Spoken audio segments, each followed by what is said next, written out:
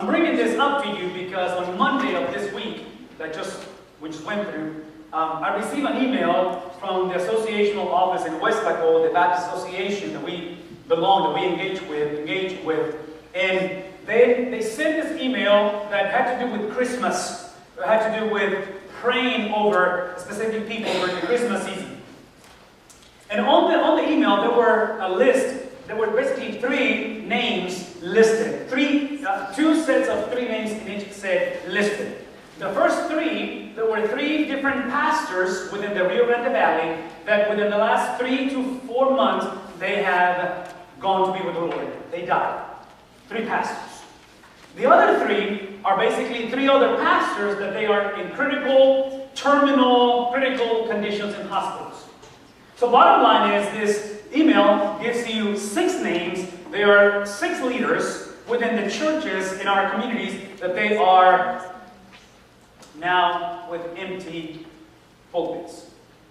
And I couldn't help it but think about my pilgrimage, and again, what I have experienced in the sense of this professor of mine grew me into this experience of sharing the gospel overseas, and also now with the folks who are now either gone or they are battling and fighting for their lives. Now, this email is important to me for those reasons, but one of the most obvious reasons is because one of the 3 battling some illness in the hospital is my father-in-law, which you guys have been praying for him, and I definitely want to thank you for that. I want us to think for a moment of what is happening in our culture today. This is the end of our 2014, and I hope and I believe it's been a good year for you. It's been a good year for us as a church, obviously. But, see, I recently read this statement that tells us, sociology tells us, that by the year 2016, a year from now, half of the population, which when I say half, is half of 7.5 billion people, half of the population, more than half of the population will be 21 years of age or younger for the first time in human history. The younger generation is going to be the largest on the face of the earth. Now, why this matters to me as we talk about our closing of the series is because I've always been intrigued in the life of Moses that he is the man, through God's commands, through God's directions, to take approximately 2.7 million people from Egypt into a journey towards the promised land. And what really totally just blows my mind away is how did he help these people to change their worldview? Because you got to remember, these people, they have been slaves twice the time that we have been a nation. That's a long time. And all that they have known is slavery. All that they have known is idolatry, because they adopted the Egyptians' culture. They have had a mindset. And Moses, through 40 years in the wilderness, in the most difficult stages, context, circumstances, Moses is able to build, to create the foundation of what becomes, within 300 years, one of the most powerful nations in the world. And when I say 300 years, I'm talking about the United Monarchy time. Saul, David, and eventually Saul. How did he do that? How do you lead a bunch of people who they don't want to be led? How do you take all this crazy mixture of cultures and a bunch of idolaters and change this perspective? And I'm bringing this up because one of the things that we're going to do for the next few minutes is I'm going to try to help us understand that one of the things that I believe Moses did not do. He did not do this.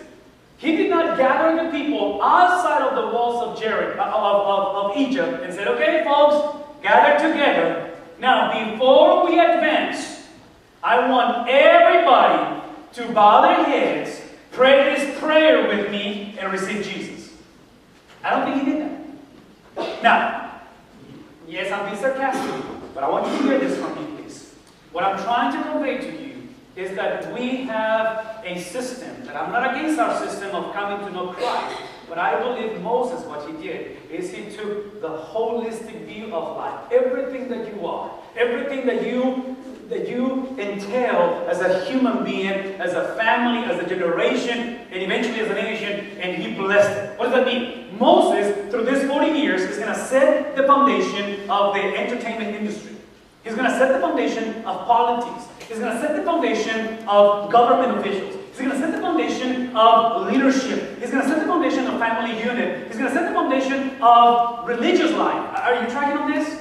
Moses just built a nation. And now, why this matters to us today? Because I don't know if you noticed, but we're in trouble, man. This nation is in trouble. Our generation is in trouble for that matter. Everywhere you look. So I personally believe that the discipling, not just the conversion, but the discipling, meaning the transformation of worldviews in nations, is found in the book of Exodus. That's what I believe.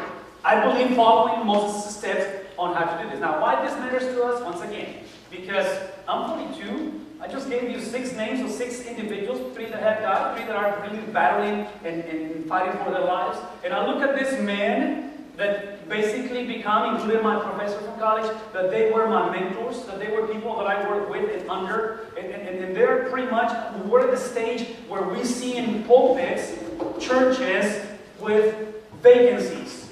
And the tragedy is not that these people are stepping down from the preaching or from the leading of the church. The challenge is that we do not have enough pastors coming in. Okay.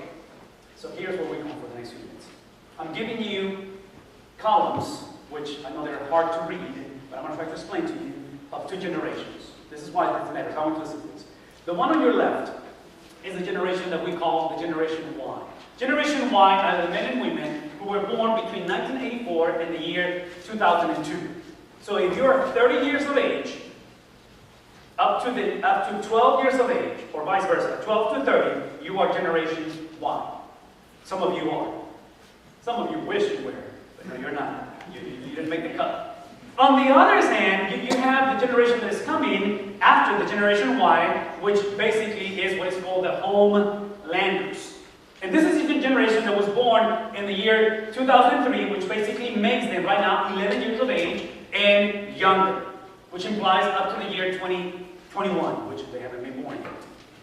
Now, look at the comparisons and look at what's happening in culture today. So I want you to think about Moses building and creating a nation from slavery.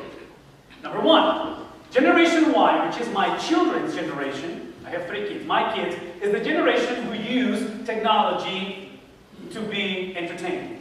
How many of you remember the good old days when you can listen to music versus watching music? Remember that? Listen. Not anymore. YouTube revolutionized the whole thing about music.